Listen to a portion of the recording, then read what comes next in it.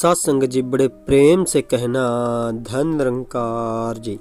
तो सत्संग जी आशा है आप सतगुरु माता जी की कृपा से स्वस्थ होंगे।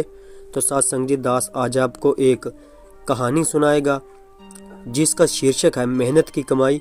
आप सभी संतों के चरणों में प्रार्थना है इसे लास्ट तक जरूर सुने। सत्संग जी पुराने समय में एक लोहार था। उसका बेटा हमेशा व्यर्थ खर्च करता रहता था। लोहार का कामकाज अच्छा चलता था इसलिए उसके पास धन की कमी नहीं थी। घर में भी कोई समस्या नहीं थी, लेकिन वह अपने बेटे की वजह से बहुत दुखी रहता था। लड़का हमेशा जरूरत से ज्यादा खर्च करता था। एक दिन उसके पिता ने कहा कि अब से तुम्हें रोज 10 रुपए खुद की कमाई से कमाकर लाना है। जिस दिन 10 रुपए लेकर नहीं आओगे उस दिन तुम्हें खाना नहीं मिलेगा। अगले दिन लड़का दिन भर फालतू घूमता रहा, लेकिन उसने कोई काम नहीं किया। शाम को जब घर पहुंचा तो उसे पिता की बात याद आई। वह तुरंत अपनी माँ के पास गया। माँ ने बेटे को 10 रुपए दे दिए। जब उसके पिता घर आए तो उसने 10 रुपए पिता को दे दिए। पिता ने 10 रुपए लेकर भट्टी में डाल दिए। इस तरह रोज चलता रहा। लड़का रोज माँ से 10 रुपए लेता और पिता को दे देता। पिता वह पैसे भट्टी में डाल देते थे।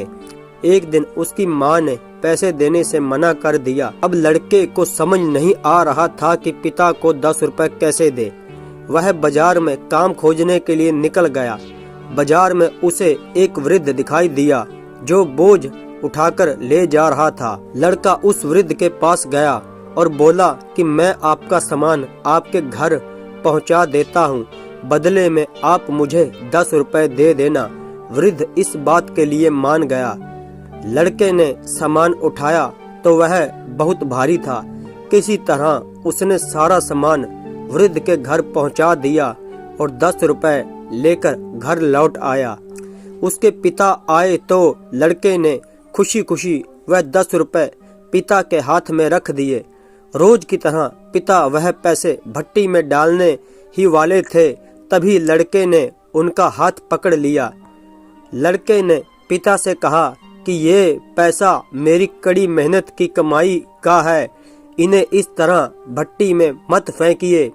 पिता ने अपने बेटे से कहा कि अब तुम्हें समझ आया है कि मेहनत की कमाई की कीमत क्या होती है। तुम रोज मेरी मेहनत की कमाई ऐसे ही फिजूल खर्च करते हो। मुझे भी इसी तरह बहुत बुरा लगता है।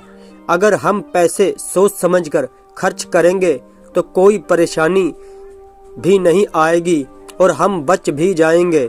बेटे को पिता की बात समझ आ गई और उसने व्यर्थ खर्च न करने का संकल्प ले लिया। इसके बाद वह भी पिता के साथ काम करने लगा। तो सत्संग जी जो मेहनत की कमाई होती है वो बहुत ही सत्संग जी अच्छी होती है। तो सत्संग जी वीडियो को लाइक करें, चैनल को सब्सक्राइब करें और सत्संग जी ज़्यादा से ज़्यादा शेयर करें और सत्संग जी दास को भी आशीर्वाद दें। दास भी आप संतों के चरणों से अंतिम समय तक सत्संग जी जुड़ा रहे।